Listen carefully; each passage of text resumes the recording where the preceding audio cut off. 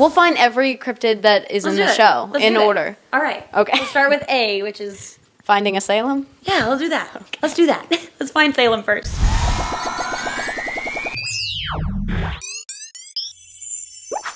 Hey guys, it's me, Piper East from Piper's Picks TV, here with Sam Sawyer, the creator of the now official show, Salem, that's coming out real soon, now that it actually just got funded. So are you excited that the Kickstarter was fully funded? Oh my god. I'm still just... I got the news while I was on an airplane, and it's just seeing the, congratulations, you're funded. It's just like, oh my god. It's really cool, but it's also terrifying because now we've got a lot of work to do. So we happened to meet through our mutual friend who is associated with what my audience knows as the OWCA. So can you tell me how you got involved with working with Swampy? Oh man, so it's crazy. Like everyone met and just everyone knew everybody, and it was just like it fell together like a puzzle. And I met Swampy actually about a year ago today. A year ago today? Yeah, like through our executive producer on Salem, Randy Abrams. And we met Swampy, and I remember being so nervous meeting him for the first time because I was like, okay, this is the Swampy Marsh. Like, I gotta be professional. Do I call him Mr. Marsh? Do I call him Mr. Swamp? What do I do?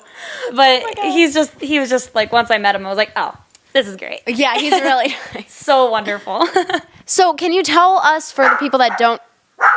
Excuse me. Rude. Very rude.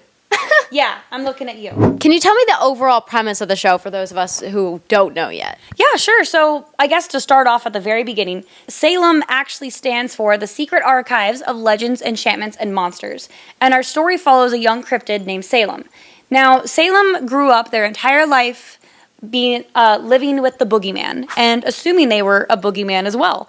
And when they find out that they were adopted, everything shifts and everything changes. And it suddenly becomes an adventure and an idea of, okay, I have to find out not only who I am, but also what I am, which obviously in itself, being a 13-year-old, you want to know who you are and you want to discover all those things that you don't know yet. Because I feel like at that age, you're starting to realize that your world is so much bigger than what you've originally thought. And so it's all about the adventure of finding out who you are, discovering your found family, and the lessons that you'll learn in life, and in that journey that we all take, in that discovery of who we are and like where we fit in the world, which I'm sure we've all been through. And it kind of sucks, but we get there. Yeah. So for those of us who don't know, can you explain what a cryptid is? So a cryptid is the scientific term for any kind of animal that science can't explain. So Bigfoot, the Loch Ness Monster, the Yeti, pretty much any of those monsters of myth that we have seen and we've had sightings of, but we have no physical evidence, like actual DNA of these creatures, they're cryptids. So if you're creating creatures that don't actually exist, how do you figure out what they're going to look like without accidentally making them look like some other creature altogether? So we've been working with a real cryptozoologist who is an anthropologist and a scientist, pretty sure. Pretty sure. Didn't check credentials? Oops. You're really giving me the hard questions. Yeah, this isn't even the hard part yet. So we've been working with a real cryptozoologist on the project. And also, there's been a lot of sightings of these creatures. So, and some of them even with a couple of different photos. You know, like there's a couple, like I'm sure you've seen pictures of like the Mothman up in a tree or the Jersey Devil. They're all blurry, but you get a general idea. So we can take those silhouettes and those like rough descriptions and kind of just make them our own. So that's kind of the joy of the project, is that we can take something that kind of exists. Kind of? Potentially, Potentially, maybe. We should go find them. Done. Yes. Like tomorrow. What are you doing?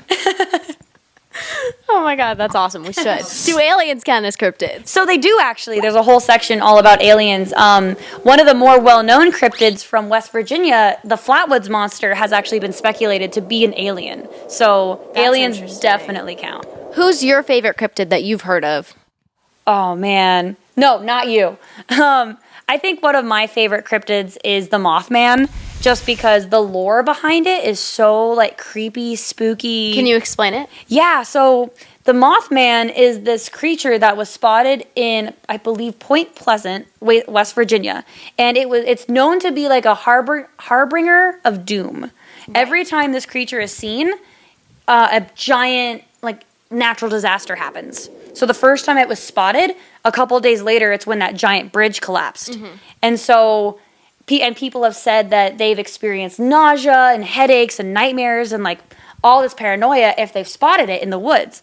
And it's just, it's so creepy. And I want to go find it. Yeah, let's go find it. Done. What are you doing? So I did want to ask you, I saw in some earlier videos that Salem was referred to as a she, and later Salem is non-binary. So I wanted to ask you if that was a decision that was made later and why. So originally, like, I mean, I created this series back in middle school, so I didn't really understand. I knew it was years ago, but I wouldn't have put together that you would have been in middle school. That's funny. I was in middle school when I first drew Salem. And when we were first developing the story and actually bringing it to, like, animation or animatics and stuff, we didn't really know which direction we wanted to go in. And naturally, we just decided to go with she. But as the story progressed and as we started working on it, it felt almost like the character was telling us, like, hey, no, that's not who I am. And, you know, as a storyteller and a creator, you kind of have to listen when your character speaks to you. Right. And so when, like, in my brain, Salem was like, hey, I'm kind of non-binary. I don't really go by this he or she kind of business that you're making up. I was like... You're making up. Yeah. I was like, all right, you know, like, Salem isn't human, so they're a monster. They don't need a gender. Do you think some of the other cryptids have genders? Some of them, yes, and then some of them, no. Like... you know, in your interview with Brock Powell, which I don't know will be before or after this one. I'm not sure. We'll find out later. Bigfoots, you know, like, they might have a gender because they can potentially, it's actually been said that Bigfoots could indeed just be a missing link in, like, the human evolution, or they could just be an undiscovered primate. So it's very possible that there is, like, male and female Bigfoots that can reproduce and have children. Whereas, like, with the Mothman, maybe not so much. The Jersey Devil, kind of like those one-offs, they might not have it. You know, like, monsters don't really need gender. They're not people. They don't abide by social norms. Right. So it's kind of just whatever you want.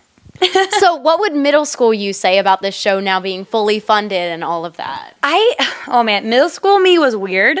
So I really don't know what she would say. Right. I think they would be really excited and kind of like, oh, well, of course that would happen. I'm crazy. Like, of course I'd do that. But also just like, wow, someone like a little 12, 13, I don't even know how old I was in middle school. Some itty bitty baby can actually make a story and create something. I mean, back then I was super impatient and it was like, oh man, like, I'm 12 now. I haven't done anything. Like, nothing's gonna work. That's funny. Yeah, but so now it's like, no, Sam, patience. You got this.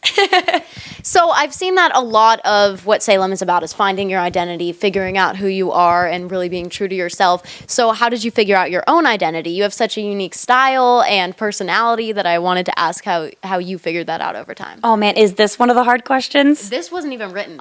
Oh, okay. Well...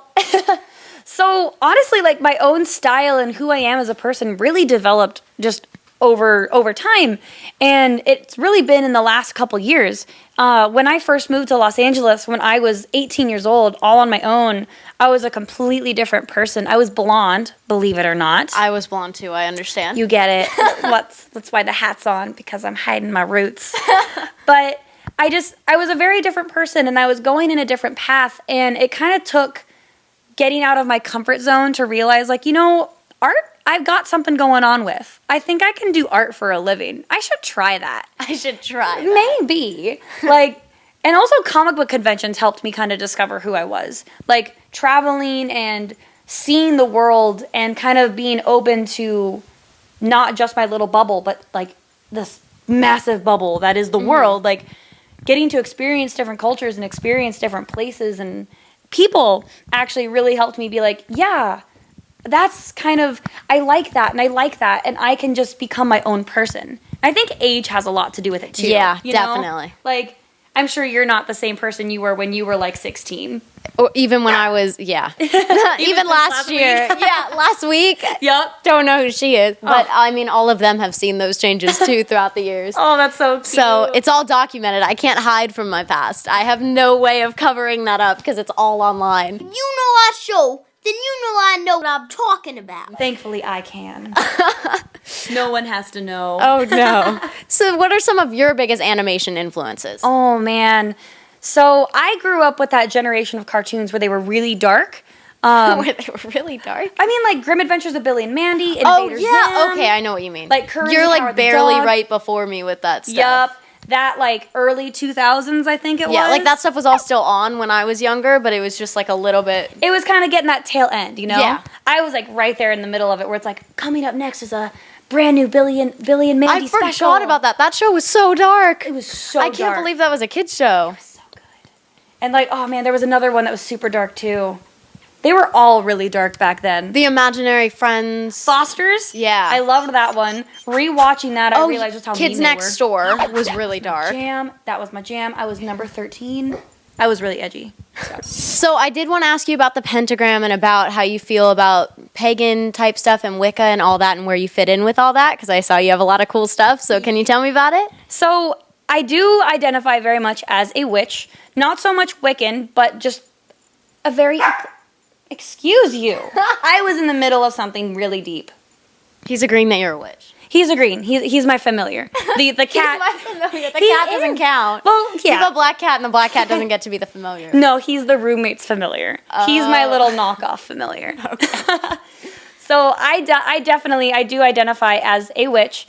I love the self-empowerment and the love of the earth and nature that comes along with it. And also the freedom, because you can just be whoever you want to be, and Yes. you're not confined to having to fit into a particular mold, which is what Definitely. I really like. Which, I mean, really comes through in your show creation, too, I think. And I think that really helped you to come out with something like that was just so different. Oh, yeah. You know, you want to tell... Everyone wants to strive to tell a story that hasn't been told before. And obviously, like, that's very hard to do nowadays. Like, even stories from way, way forever ago, they are almost just reimaginings of either biblical stories or something that happened to their neighbor. You know, like, everything kind of stems from something. So you have to take that... How do you take a story that's been told 1,000 times and make it so that no one has ever heard of it before? Right. So it's kind of that. So what episode are you most looking forward to doing of Salem? Oh my gosh. I mean, all of them, obviously. But I'm excited to get into some of the later episodes that actually hit on some of the serious topics, like the actual plot. And, of course, telling people what Salem is, which we, of course, already know, but no one gets to find out yet, which is really exciting. We're going to have a couple of episodes. There's a cute little episode I want to do, which isn't even story related, but it's just cute. And it's the episode where Oliver and Petra are dyeing their hair. And Salem gets the great idea that they would like to do that. That And that's not going to end well at all. That's funny. There's so many little slice of life moments that I can't wait to include in the story, which And it's interesting because it's so relatable, even though it's so different. And I think that's Exactly. what's magical about it, is it fits that way, you know? Exactly. Yeah. You know, I want to have those moments where it's like, oh man, I remember dyeing my hair in my mom's bathroom. Yep. That didn't end well. The first time I dyed my hair blonde, it turned bright yellow. Oof. I Yeah. tried to go blue once out of the box. No, what happened? That was an emergency trip to the hairstylist the next Also, day. because you're blonde, so your natural color is more warm toned. And then, Yup. And I was oh red at the no, time.